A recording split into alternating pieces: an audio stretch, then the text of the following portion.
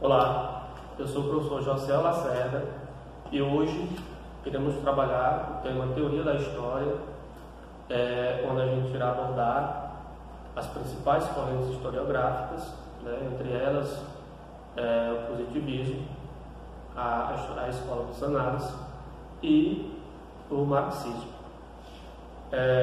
Antes de iniciar a aula, é interessante entender a importância da teoria da história, né? Então, às vezes os alunos do curso de História questionam por que é importante estudar tanta teoria, né?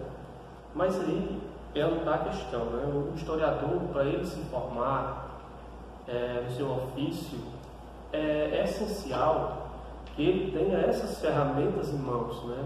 Quais são essas ferramentas? Justamente dialogar em várias teorias, correntes historiográficas, que é importante, que é essencial na formação do historiador, né? Então, hoje, na aula de hoje, a gente vai abordar as principais, né? Que, quando eu falo principal, não quer dizer que existem somente essas teorias, mas que existem outras, né? E aí a gente vai abordar as principais teorias que são trabalhadas principalmente nas grandes universidades.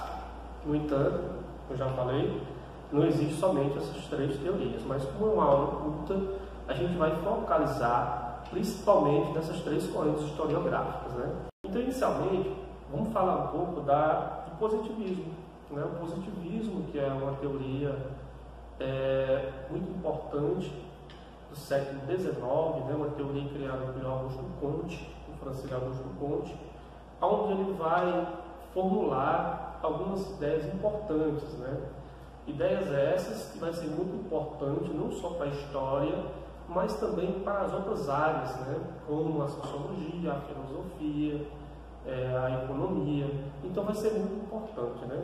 Então a história, ao longo do tempo, ela vai se modificando, né?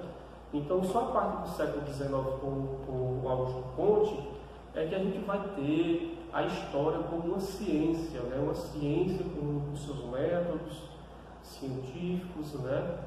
E uma observação importante a se fazer.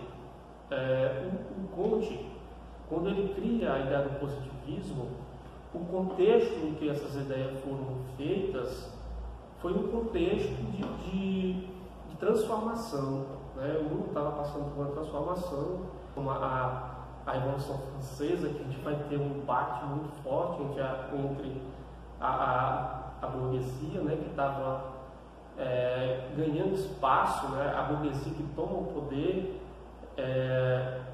da monarquia na França, e a gente tem também como marco a Revolução Industrial, onde a Europa estava passando por grandes transformações sociais, transformações econômicas, né, muito importantes nesse período. Então, o positivismo ele vai surgir nesse contexto, né? E aí é importante dizer que o Comte ele foi importante, por quê? Porque ele vai ser o primeiro grande teórico a formular questões relacionadas às ciências humanas como uma ciência, né? Uma ciência organizada. Então, para o Comte, essa ciência ela tinha que ser muito parecida com as ciências da natureza, né? Ou seja, ele queria tornar as ciências humanas, incluindo a história, utilizando os mesmos métodos da ciência da natureza. Ou seja, que esses métodos, esses métodos utilizados na construção da história, esses métodos tivessem uma exatidão, assim como as ciências da natureza.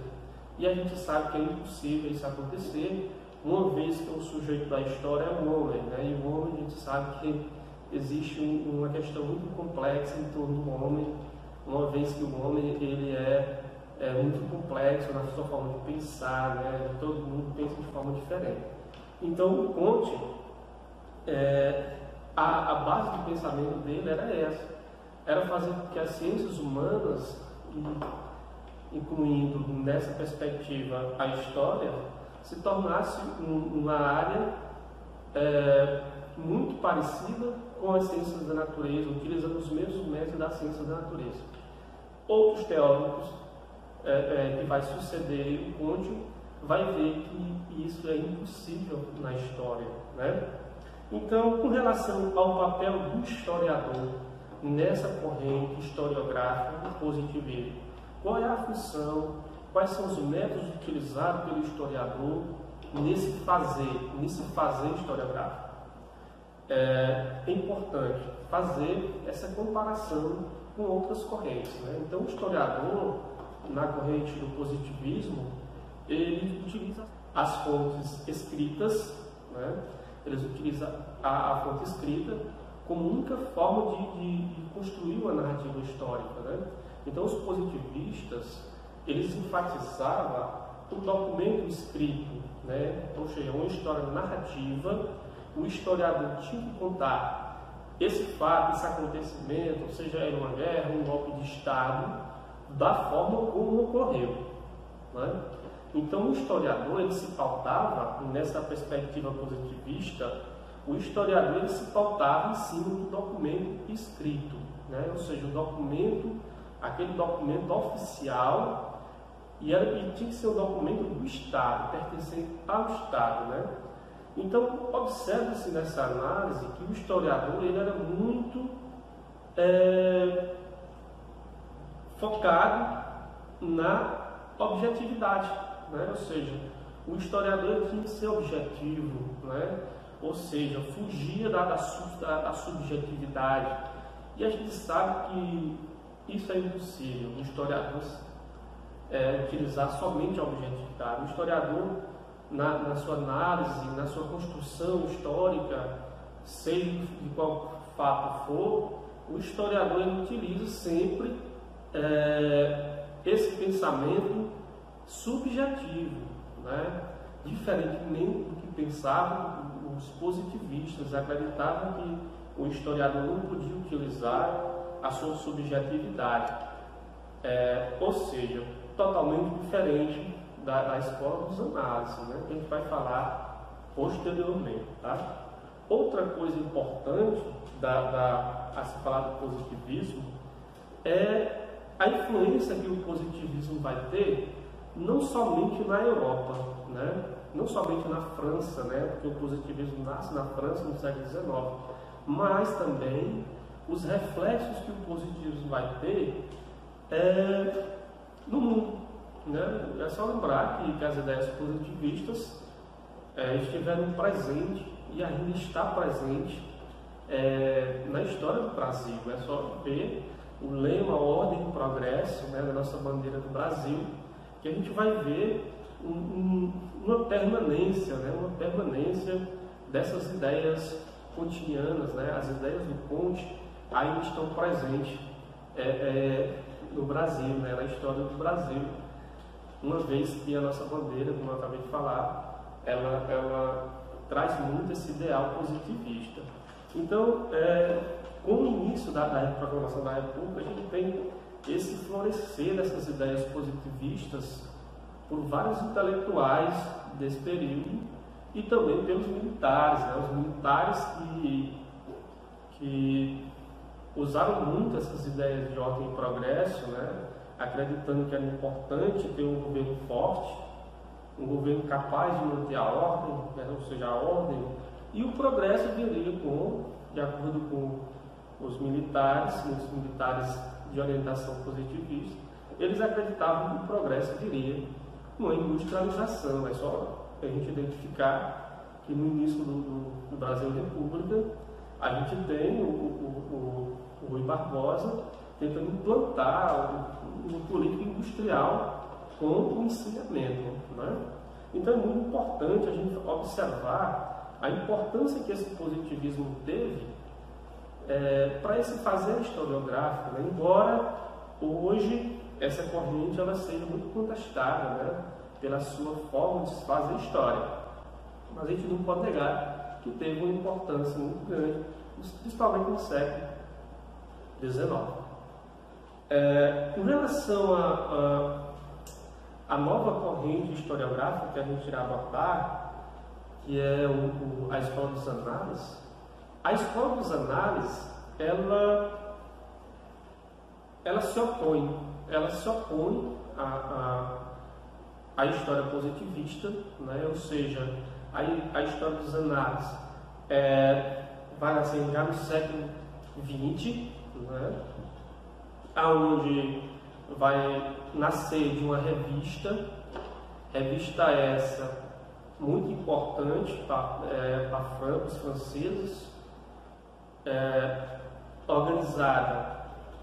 fundada por Lucien Febvre e o Marco Bloch, aonde vai nascer um novo olhar na historiografia, ou seja, na forma de escrever a história.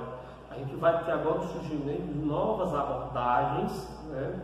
A gente vai ter agora um foco, uma mudança de foco, né? Principalmente no papel do historiador, no ofício do historiador. A gente vai ter uma mudança muito radical se a gente comparar com a escola anterior, ou seja, o positivismo, né?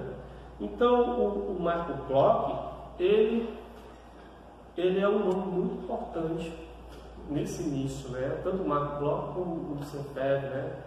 Como até o Peter Bang mesmo, no seu livro, ele vai para a Escola dos Análises do Peter Bang, onde ele vai falar que o Lucien Febvre e o Marco Bloch foram os líderes da Revolução Francesa, ou seja, da Revolução Historiográfica Francesa, né?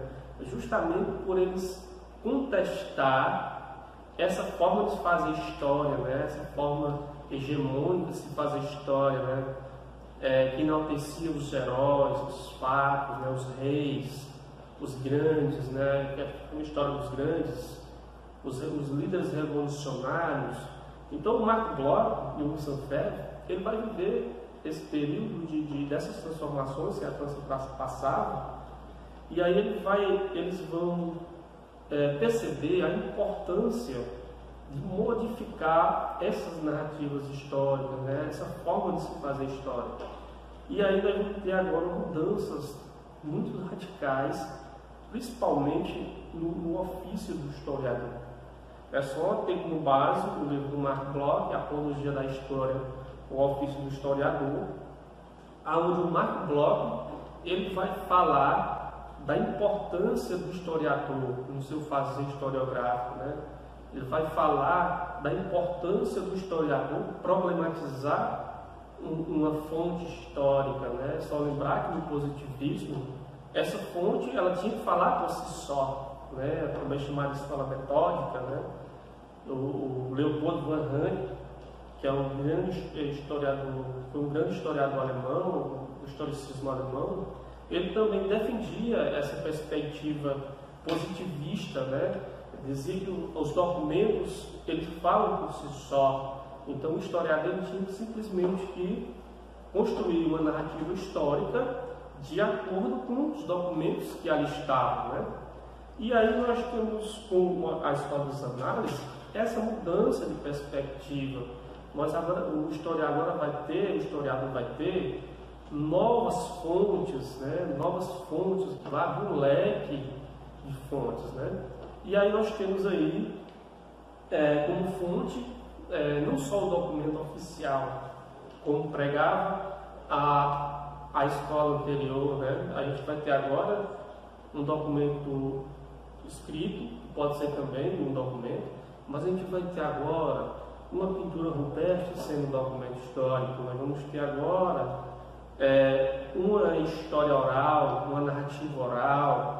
Hoje se percebe muito no mundo acadêmico a entrevista sendo utilizada como um método, uma metodologia que o estudante utiliza para escrever a história. A gente tem muito isso, principalmente quando vai se escrever uma história que tem pouca fonte de pesquisa, né? Por exemplo, numa localidade onde uma pessoa quer escrever a história daquele lugar, então o documento vai ser muito escasso. E aí uma das formas de construir uma narrativa sobre aquele lugar é justamente fazer as entrevistas, né?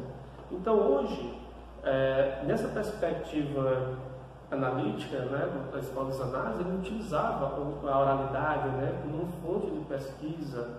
A gente tem agora a música sendo utilizada como uma fonte de pesquisa. A gente vai ter agora um utensílio doméstico sendo utilizado como uma fonte histórica. A gente vai ter uma vestimenta, uma calça, um sapato. Só a gente lembrar que o sapato na época da escravidão no Brasil era um fator de diferenciação social, né? Então, se a gente visse um negro utilizando um sapato, a gente sabia que aquele negro já tinha sua liberdade, né? Já tinha comprado a sua carta de alforria, uma vez que o escravo ele andava descalço, né? Então, nessa nova perspectiva analítica, a gente tem agora uma nova abordagem, né? Uma história agora que a gente vai analisar os detalhes, a micro-história, né? Ou seja, a gente o historiador agora vai ter uma seleção de fontes históricas para ele fundamentar o seu trabalho, né?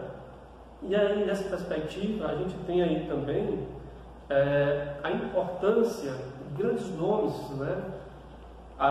Na primeira geração, como a gente falou, nós vamos ter o Marc Bloch a partir de 1929 até 1945. A gente vai ter o Marc Bloch no Cefet com os pioneiros, né, dessa primeira geração, vai ser fundamental para o início dessa escola, né?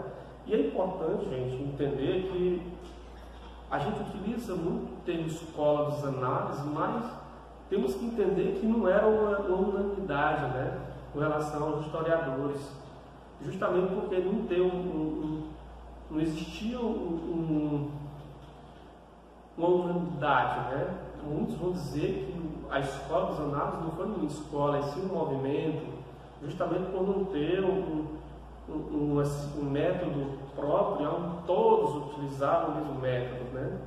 E aí nós temos aí a importância que o Cefet e o Marc Bloch tiveram nesse início, né?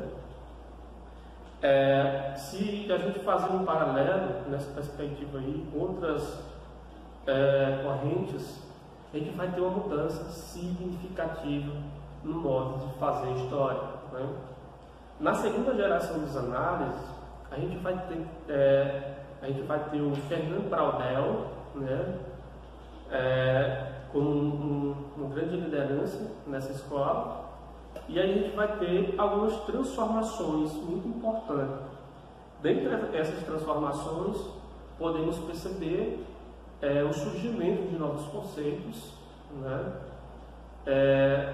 Muitos historiadores vão dizer que foi na segunda geração dos análises onde vai parecer mais realmente com a escola, justamente pelo surgimento de novos conceitos, né? Uma metodologia mais diferente, aonde o Braudel ele vai focar os seus estudos uma chamada longa duração, né? Ele vai criar o conceito de curto, médio e longa duração, né? Onde o Braudel ele vai dizer que o historiador fazer história, ele tinha que analisar toda a conjuntura, né? Toda a conjuntura, e não somente o fato, como os positivistas, né?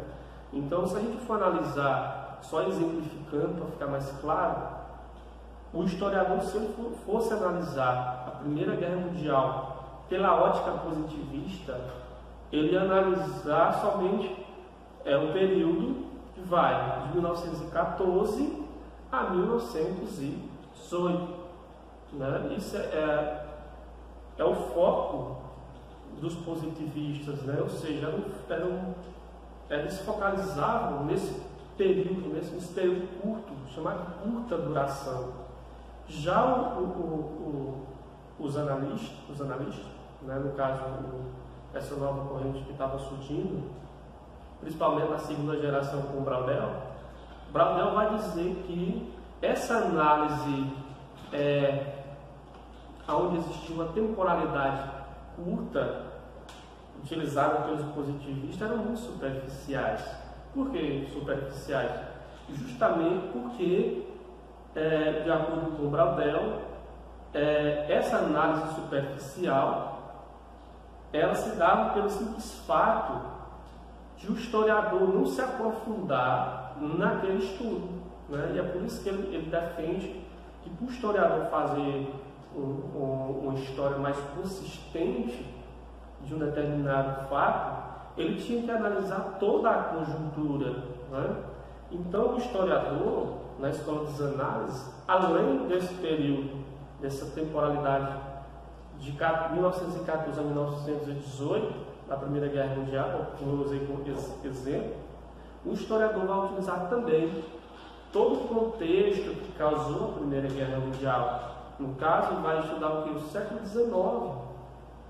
Porque o século XIX foi o período dos grandes impérios, né? A corrida imperialista das grandes potências. É só lembrar da África e da Ásia, que vai ser, de certa forma, saqueada pelas grandes potências, né? E essa corrida imperialista do século XIX é o que vai causar a Primeira Guerra Mundial. Então, para o Braudel, o historiador ele tinha que ver todo o contexto em que surgiu esse fato, no caso, da Primeira Guerra Mundial. E não somente esse pequeno espaço de tempo que vai de 14 a 18. Aí você vai dizer, professor, mas são 4 anos.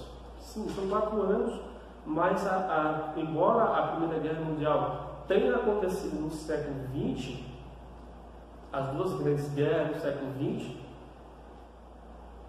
a causa da Primeira Guerra Mundial em questão, que eu estou utilizando como exemplo, ela teve suas causas no século XIX. Então, o Braudel ele foca bastante nessa questão do historiador utilizar um tempo de longa duração. E aí nós temos, a partir da década de 70, uma mudança, né, com o Fernando Braudel, nessa questão, né? A gente vai ter o surgimento agora de novo, a ideia de história serial, né, que é um termo utilizado pelo Braudel, né, as mudanças que vai acontecer, o surgimento de novos conceitos, né? Então vai ser muito importante, né? Terminando a segunda fase, a segunda geração dos análises, nós vamos ter agora uma mudança muito grande, principalmente na terceira geração.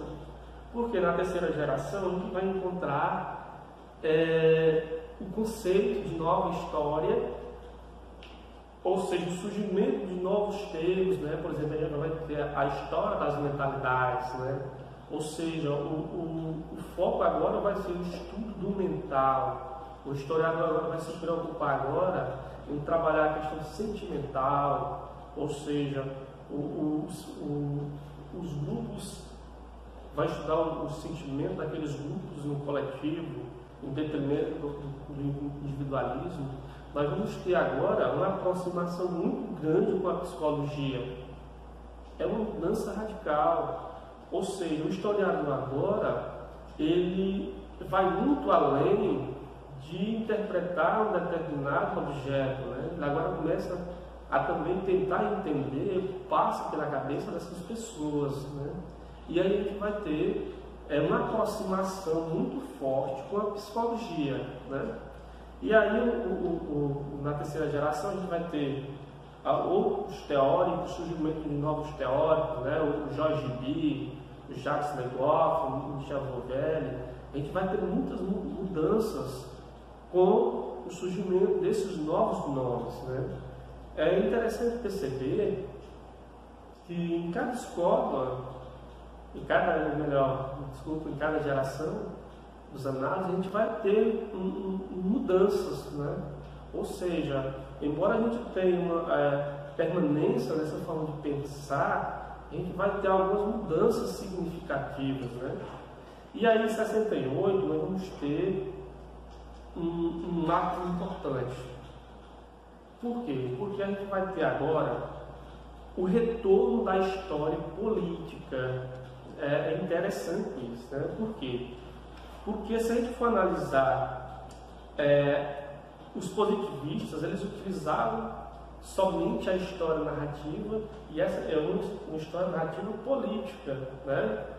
E aí o que acontece? Com a primeira geração dos análises, com o Fed e o Bloch, a gente vai ter essa mudança, né? Ou seja, o foco agora vai ser na questão social, na questão econômica, e eles vão deixar de lado essa narrativa política, né? E a partir de 68, a partir da terceira geração dos análises, a gente vai ter um retorno dessa narrativa política, né? Vai surgir o surgimento de biografias, por exemplo, vai aparecer aqui já na terceira geração, ou seja, o retorno, né? Como eu falei aí, nós vamos ter também agora um foco na questão cultural, né? A chamada história cultural, e aí a gente pode ter alguns nomes, a gente pode citar alguns nomes importantes, né? O Roger Chartier e o Thompson,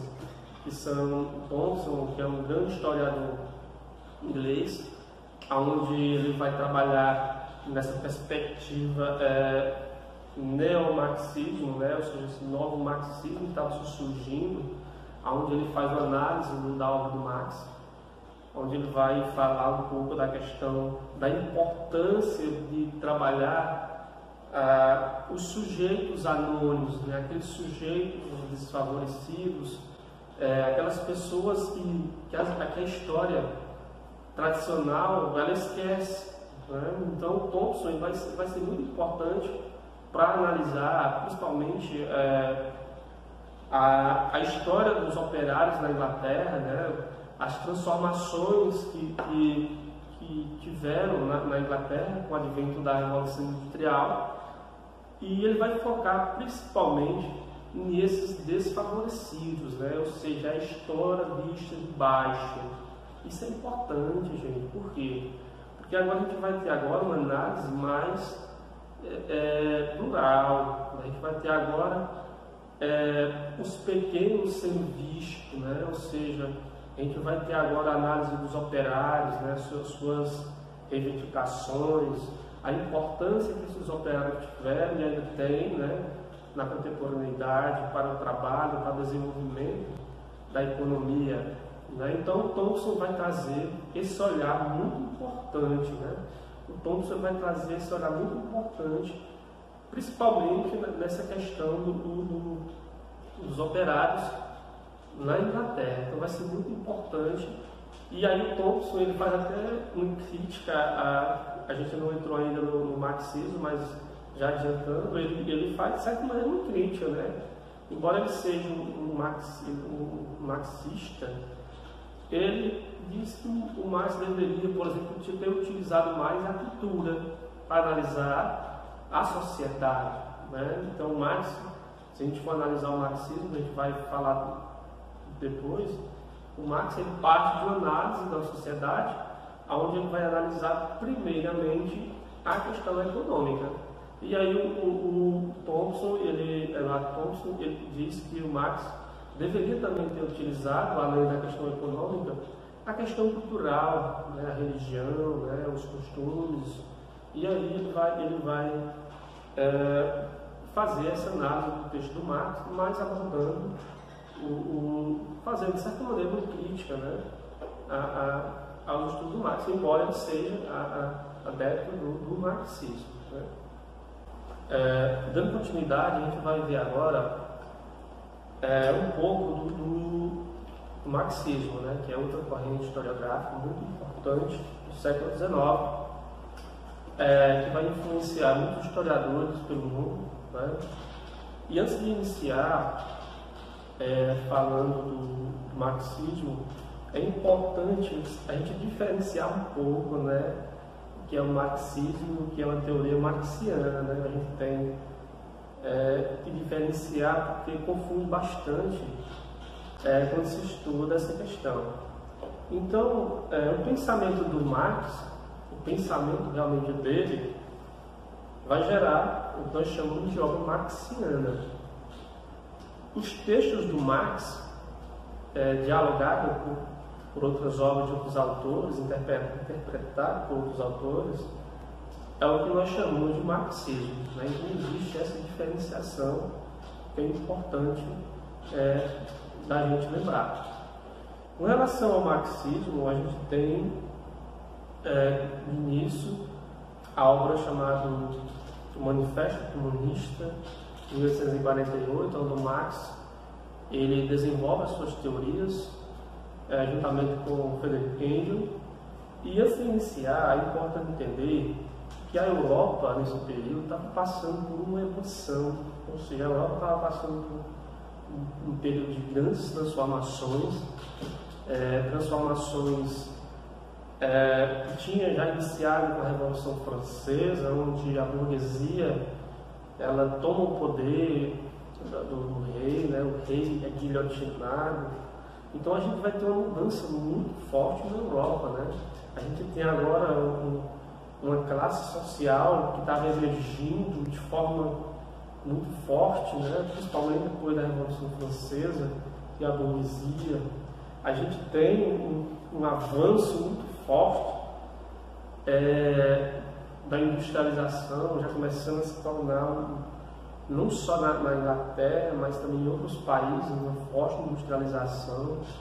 E aí o Marx, ele percebendo essas transformações pelo qual passava a Europa, ele vai formular suas ideias, né? E aí muita gente confunde também, achando que o Marx é o pai do socialismo, e não é bem assim, né? As ideias socialistas elas são muito anteriores ao Marx, né?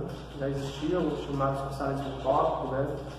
Do Saint-Simon, mas o chamado socialismo científico, onde o Marx ele vai dizer que além da teoria era importante a prática, né? Ou seja, que se colocasse em prática essas ideias, principalmente através da chamada revolução, né?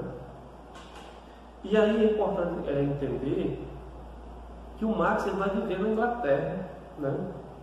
E na Inglaterra a Inglaterra está passando por um processo de industrialização, aonde a gente tem aí a fuga do camponês no campo com o advento dos cercamentos, aonde o camponês deixa suas terras, são obrigados a deixar suas terras para ir para a zona urbana, né, à procura de emprego, né, nas fábricas inglesas. E aí o Marx vai perceber essa transformação, as cidades inchando de tanta gente. Nós vamos ter uma concentração, as cidades inglesas vão inchar, Manchester e outras cidades vão inchar de tanta gente. E aí a gente vai ter uma exploração muito grande pela burguesia, né? E aí nós temos aí, interessante frisar, o surgimento dessas duas classes, que o Marx vai dizer que a história é movida pela essa luta de classes, né?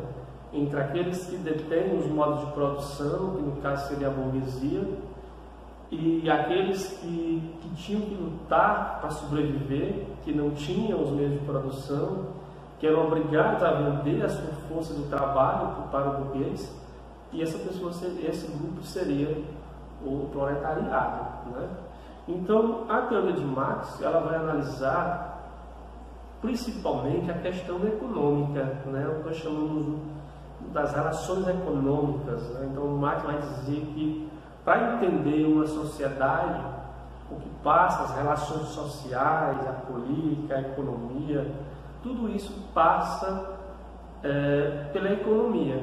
Então, e aí o Marx vai fazer um recorte, na verdade ele vai retornar, vai fazer uma breve contextualização dos modos de produção, né? Desde lá do modo primitivo, né? Passando pelo modo de produção asiático, depois pelo modo de produção escravista da Grécia e Roma, chegando no feudalismo, chegando no pré-capitalismo, até chegar no capitalismo. Então ele vai fazer essa análise, né? Essa análise econômica da sociedade. Então, para entender a sociedade, era importante entender essa questão econômica, né? E aí, gente, é interessante porque o Marx ele vai criar alguns conceitos novos, né? Por exemplo, o conceito de estrutura, a infraestrutura, que seria todas as relações econômicas, a questão, a relação patrão e empregado, os modos de produção, as relações sociais para patrão e empregado. Então, o Marx vai dizer que para estudar uma determinada sociedade, tinha que se entender como que se dava essa relação econômica, né? E aí nós temos aí, nesse contexto que eu abordei anteriormente, fazendo uma referência à Inglaterra, a gente tem, não só na Inglaterra, gente, é bom frisar, estou enfatizando a Inglaterra, mas em outros países também a gente tinha essa desigualdade muito grande entre aqueles que produzem e aqueles que não produzem, né? No caso, aqueles que detêm os modos de produção e aqueles que não detêm. E aí o que a gente pode perceber é que existia, de certa maneira, por parte da burguesia, uma desigualdade, porque a burguesia ela comprava a força de trabalho do operário, esse operário trabalhava, né? Trabalhava nas grandes indústrias, nas grandes fábricas, e aí o salário do operário, o Marx vai perceber que o salário que o operário recebia era muito distante do que ele produzia, né? É aí onde vai nascer o conceito de mais-valia criado pelo Marx, né? E o conceito de mais-valia seria essa diferença do que o operário recebe como salário e o que ele produz, né? Ou seja, o que o operário produz é muito superior ao que ele recebe como remuneração, né? Ou seja, de acordo com Marx, o burguês ele compra a força do trabalho do operário, com a força do trabalho do operário ele paga esse operário, e aí ele vai lucrar em cima desse suor desse operário, certo?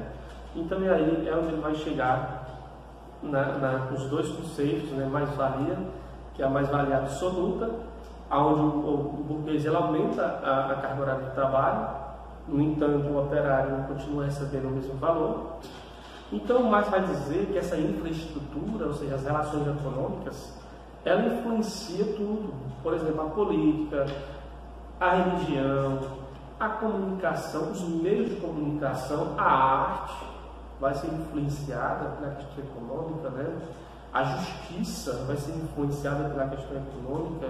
A gente tem aí também o conceito de alienação que o Marx vai criar. Ele vai dizer que o operário, mesmo com a mais-valia, ou seja, essa desigualdade que existe entre o patrão e o empregado, o Marx vai dizer que o operário ele não consegue perceber essa exploração justamente porque existe uma alienação, né? E essa alienação ela é devido à questão dessas horas exaustivas de trabalho que o operário tinha que desenvolver, ou seja, ele não tinha tempo para pensar, ele não sabia nem o que realmente ele estava fazendo, uma vez que uma fábrica existe a divisão do trabalho, o operário ele terminava um determinado objeto, fazendo uma fábrica, e ele não via esse objeto finalizado pelas suas próprias mãos, porque nós não temos um parcelamento de funções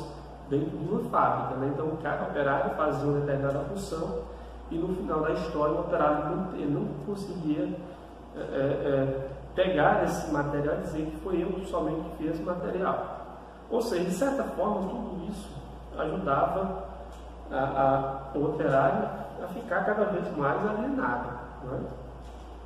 E aí, gente, essa alienação, mesmo sendo percebida pelo operário, o operário não reivindicava muitas vezes, porque nós estamos falando aqui de um período onde existe o que o Marx vai dizer, né, um exército industrial em reserva, ou seja, nós vamos ter uma massa de trabalhadores desempregados procurando emprego. Então, o operário ele era explorado, ele aceitava ser explorado, porque ele sabia se ele saísse daquele emprego naquele determinado momento, no mesmo momento ia ter várias pessoas querendo a sua vaga.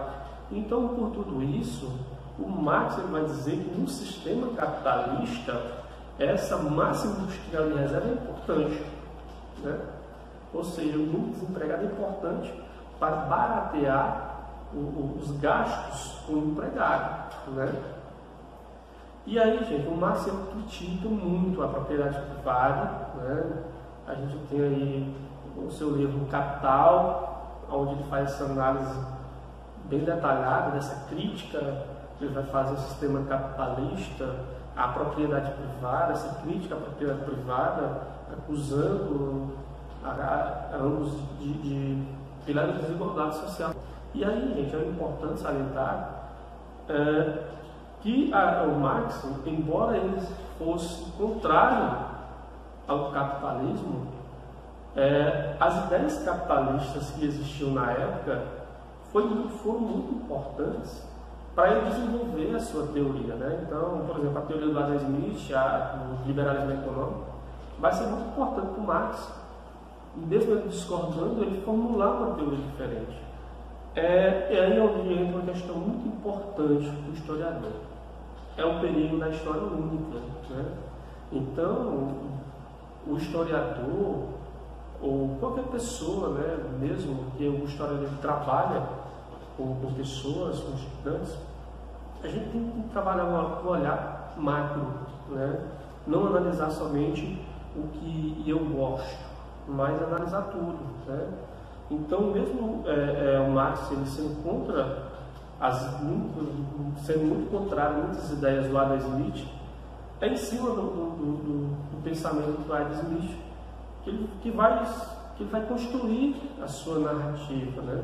As suas ideias socialistas, né?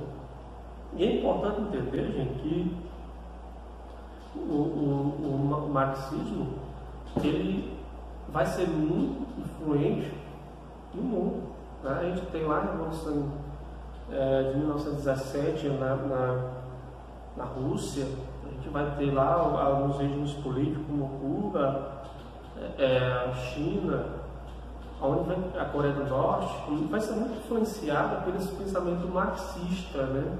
Embora muitas vezes desvirtuado do que realmente o Marx pregava, né? É importante salientar isso, né? Os reflexos que essa teoria dele teve para esses países, né? Algumas transformações muito importantes ocorreram nesses países, né? Então aqui a gente fica por aqui, a gente espera ter contribuído com as abordagens das fontes historiográficas, e na próxima aula a gente abordará os novos assuntos.